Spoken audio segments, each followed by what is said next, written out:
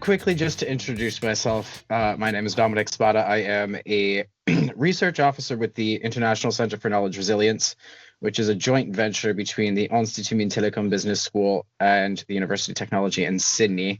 And I am part of the implementation team for EESF at IMTBS.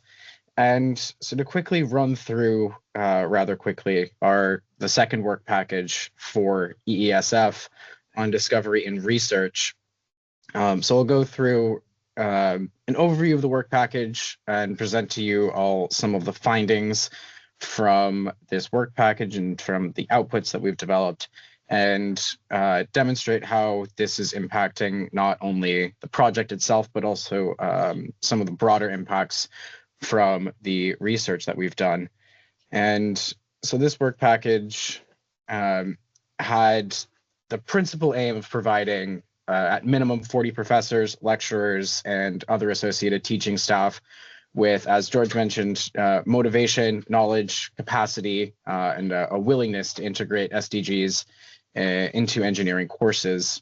And so we collaborated with Wind Energy Ireland on this work package to implement it. So we at IMTBS established the work plan and the methodology, coordinated the outputs and dissemination of the different aspects of the work package, as well as developing the discovery report.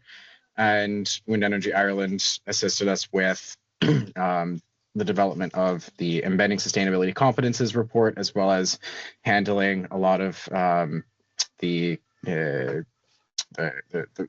research analysis and analysis from the outputs of the earlier parts of this work package. And so the discovery report, so we have two main outputs from this work package: the discovery report and the embedding sustainability competences research report. And so the discovery report was framed by the European Green Deal and as well as the 26th UN Climate Change Conference, and showcases principally 10 examples in the ways in which different topics across engineering curricula can interact with the sustainability agenda, both from a regional perspective in the European Union, as well as more of a global perspective across the United Nations sustainability agenda, in particular in relation with climate neutrality and the SDGs, as well as showing improving an understanding of the relationship between the Sustainable Development Goals and the most pressing engineering-related challenges and opportunities by providing perspectives and good practice examples from different actors across policy, industry, and social impact organizations. And the sustainability competences research report, which was designed as an actual publishable academic article, identifies, catalogs, and appraises the approaches that are currently being undertaken by different higher education institutions for sustainability education, as well as highlighting best practices and gaps between practice and needs within industry, and follows up on some previous work done by one of our partners, which I'll mention in the next slide, and really aims to understand which sustainability competences are currently being taught in educational institutions and whether these meet the needs of both students within their programs, as well as the labor market expectations for what these students have coming out of their education. So from a methodological standpoint, we expand on previous work done by UPM, one of our other partners, who had already done some local work in Spain on understanding sustainability competences in engineering education, on what's taught, how it's taught, and whether that's meeting the labor market needs. And so our approach really builds off of kind of their approach and expands it to a more regional perspective. And so we started off with literature reviews from each partner to understand the current state of the art on the Sustainable Development Goals, as well as engineering education, providing a theoretical grounding for our next steps, including our data collection, where we conducted 53 interviews across Atlantic Technological University, UPMP Porto, IMTBS, and WEI, targeting engineering faculty, leadership within HEIs, vocational education providers, accreditation bodies, and industry perspectives, using semi-structured interviews to allow some flexibility in the questioning and allow us to really dive deeper onto the state of the art, onto best practices. And subsequently, we transcribed all of the interviews and coded them to identify the core themes. And as would be expected within things like this, these were all done anonymously and followed standard interview protocols. From a more broad perspective, some of the things that we discovered was that despite the fact that students and industry are strongly interested in incorporating sustainability into engineering education, there are the integration of these concepts into different engineering programs varies very broadly across higher education institutions, both within countries and across countries. With some education and some institutions do demonstrate some systemic integration, in certain institutions, quite a deep systemic integration of sustainability initiatives. Others really only have a partial or very ad hoc initiatives for integrating these concepts into their education. And most HEIs are at very different stages of integrating sustainability into engineering programs.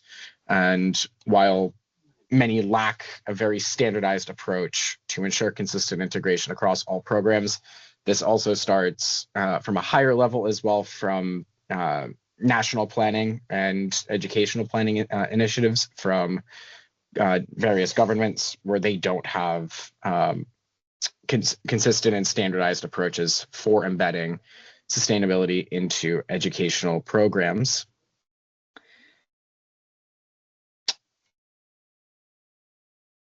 And we also noted 4 challenges to embedding sustainability in engineering education.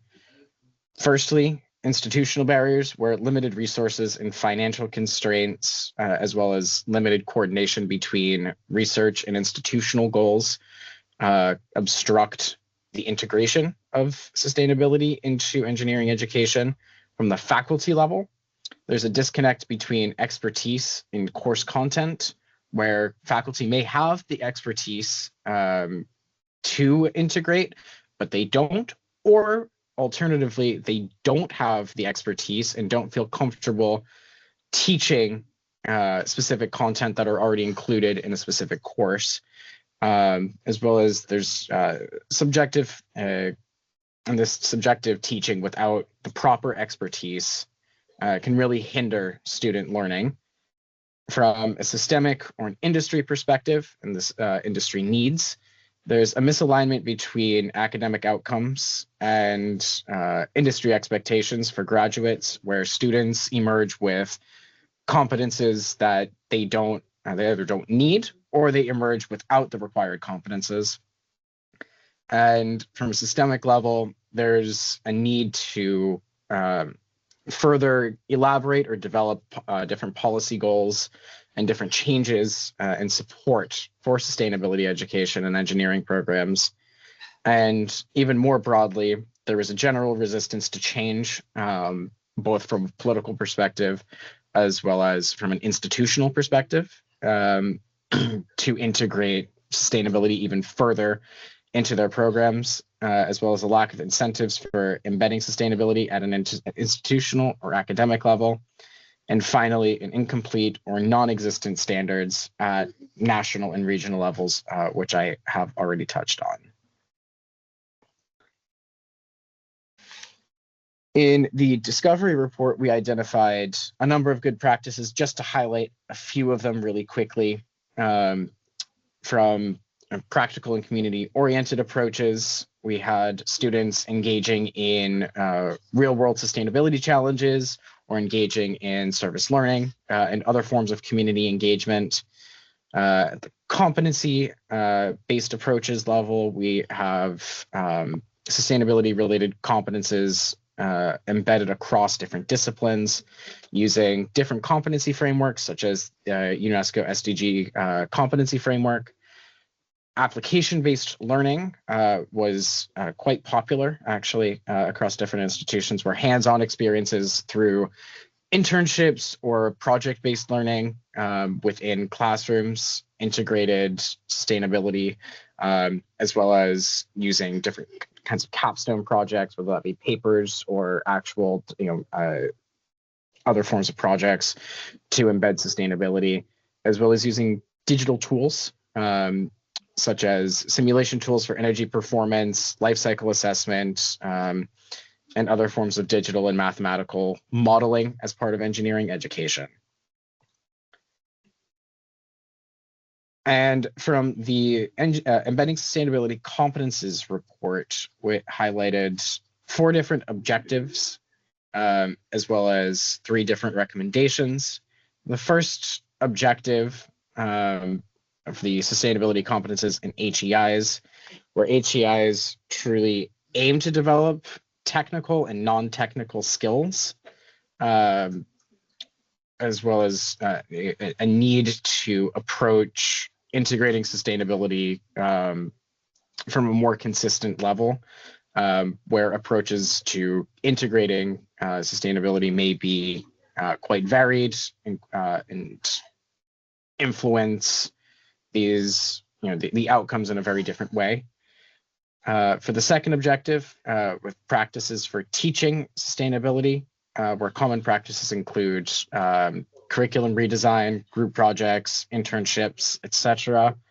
In the use of tools like digital SDG badges and carbon accounting can actually support sustainability education in engineering programs.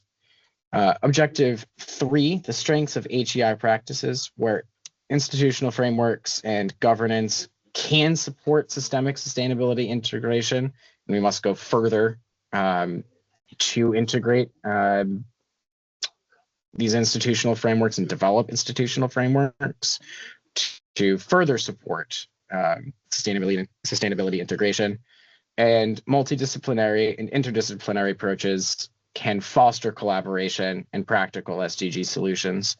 And finally, the 4th objective, where deficiencies in practices, where barriers include financial constraints, resource limitations, and a lack of faculty training, as well as different skills gaps between graduates and industry expectations, particularly in practical experience and in soft skills.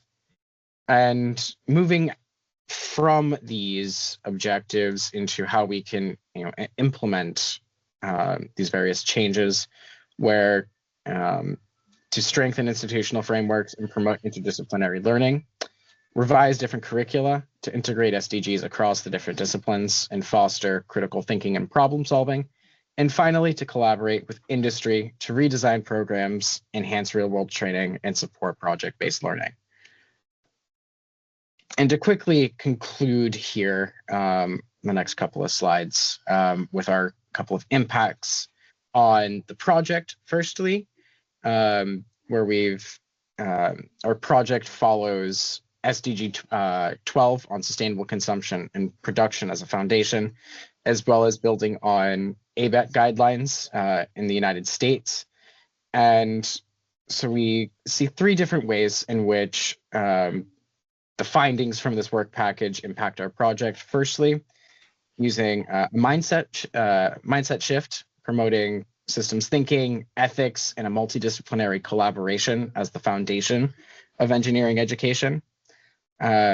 Providing knowledge and skills development, where we define the technical and transversal competences that need to be embedded across curricula. And so the discussion on work package 3 will demonstrate how this came into effect. and immediate impact, where we build educator confidence, align curricula with the Sustainable Development Goals, and strengthen students' practical sustainability skills. And so we provide, through this work package, the evidence base for the design and implementation of the training materials for package 3. And you can see the 2 diagrams here on this slide are kind of the models that we followed. The first was one that was developed by another initiative in the United States for embedding sustainability into engineering education. And the bottom one was our initial framework for the initial modeling for how we embed sustainability into engineering education, which framed our approach for work package 3. And finally, broader impacts. Sorry, Dominic, I'm just drawing your attention to time. Yep, but go ahead. Up very, very quickly with some final thoughts here. So we've developed these open educational resources based on identified needs and successful models to improve educator confidence in teaching sustainability competences, enhance alignment of engineering curricula with sustainable development goals, and provide students with the practical sustainability skills for real-world applications. And you can find all of these resources that we've developed throughout this work package on our website and on our social media pages. Thank you very much for all of your time. And we look forward to the next set of presentations coming up.